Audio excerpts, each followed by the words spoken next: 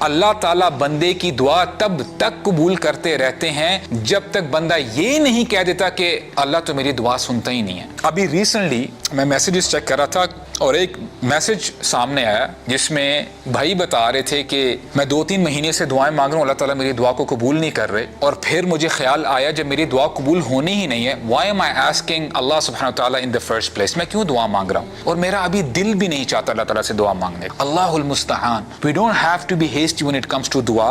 ابن القیم رحمہ اللہ نے کچھ آداب کا ذکر کیا ہے، یہ شرط نہیں ہے، مینڈیٹری نہیں ہے، لیکن یہ آداب میں سے ہیں کہ جب آپ دعا کریں تو قبلے کی طرف اپنا رخ کر لیں، جب آپ دعا کریں تو قبلے کی طرف اپنا منہ کر لیں۔ نمبر 2، طہارت کے ساتھ آپ دعا کریں، وضو کر لیں، باوضو ہو کے آپ دعا کریں۔ نمبر 3، جب آپ دعا کریں اپنے ہاتھوں کو اٹھا کے دعا کریں، اپنے ہاتھوں کو اوپر اٹھا کے دعا کریں۔ اور ایک حدیث میں آتا ہے رسول اللہ نے فرمایا ان ربکم حی کریم، اے لوگو تمہارے رب با حیا ہیں اور بڑے کریم ہیں، یستحیی من عبدہ اذا رفع الیہ یدیہ ان یردہما صفرا، تمہارے رب کو حیا آتی ہے کہ کوئی شخص ہاتھ اٹھائے اور تمہارا رب اس ہاتھوں کو خالی واپس لوٹا دے۔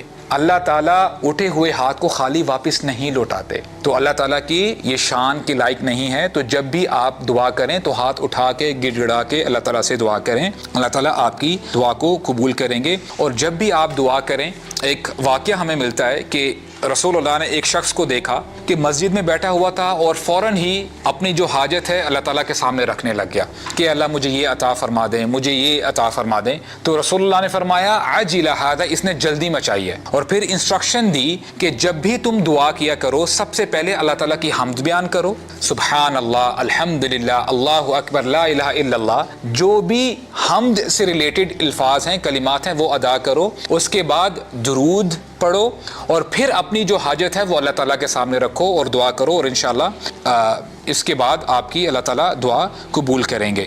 another point، اللہ تعالیٰ سے جب آپ دعا کریں اللہ تعالیٰ کے خوبصورت ناموں کے ساتھ اللہ تعالیٰ کو پکاریں۔ وَلِلَّهِ الْأَسْمَاءُ الْحُسْنَى فَادْعُوهُ بِهَا، کہ اللہ تعالیٰ کے ہی تمام اچھے نام ہیں، ان ناموں سے اللہ تعالیٰ کو پکارو۔ اور پھر اللہ تعالیٰ فرماتے ہیں قُلِ ادْعُوا اللَّهَ أَوِ ادْعُوا الرَّحْمَنَ أَيَّمَّا تَدْعُوا فَلَهُ الْأَسْمَاءُ الْحُسْنَى، تم نے اللہ کہہ کے پکارنا ہے یا رحمان کہہ کے پکارنا ہے، تمام اچھے نام اللہ تعالیٰ ہی کے ہیں۔ اور اس میں ٹپ یہ ہے مثال کے طور پہ، اگر آپ رزق کے بارے میں اللہ تعالیٰ سے مانگ رہے ہیں تو الرزاق کہہ کے اللہ تعالیٰ کو پکاریں۔ آپ توبہ کے طلبگار ہیں، آپ توبہ کی طرف جانا چاہتے ہیں، التواب کر کے اللہ تعالیٰ کو پکاریں۔ اور ایک اور حدیث ہے جس پہ ہمیں بتایا جاتا ہے کہ رسول اللہ کے پاس ایک شخص تھا، وہ نماز پڑھ رہا تھا، اور کیا اس نے نماز میں جب اس نے نماز پڑھ لی دعا مانگی، کیا کہتا ہے اللہم انی اسألک بان لک الحمد لا الہ الا انت، اے اللہ میں آپ سے سوال کرتا ہوں کیونکہ تمام تعریف آپ ہی کے لیے ہے، آپ کے علاوہ کوئی معبود نہیں۔ اور پھر کہتا کیا یا ذل جلال والاکرام، یا حی یا قیوم کر کے اللہ تعالیٰ کو پکارتا ہے۔ جب رسول اللہ نے اس شخص کو سنا کہ یہ الفاظ کہہ کے پکار رہا ہے تو رسول اللہ کیا فرماتے ہیں؟ کہتے ہیں سألت اللہ باسمہ الاعظم، کہ تم نے اللہ تعالیٰ کے اسم اعظم سے اللہ تعالیٰ کو پکارا ہے۔ اور پھر کیا فرمایا کہ جو شخص بھی اللہ تعالیٰ کے جو عظیم نام ہیں یہ کہہ کے اللہ تعالیٰ کو پکارتا ہے، اللہ تعالیٰ اس کی دعا کو قبول کرتے ہیں، اور جو مانگتا ہے اللہ تعالیٰ اس کو عطا کرتے ہیں۔ اور وہ اسم اعظم کیا ہے؟ یا حی یا قیوم، یا حی یا قیوم۔ تو اسی لیے اپنے دعاؤں میں یا حی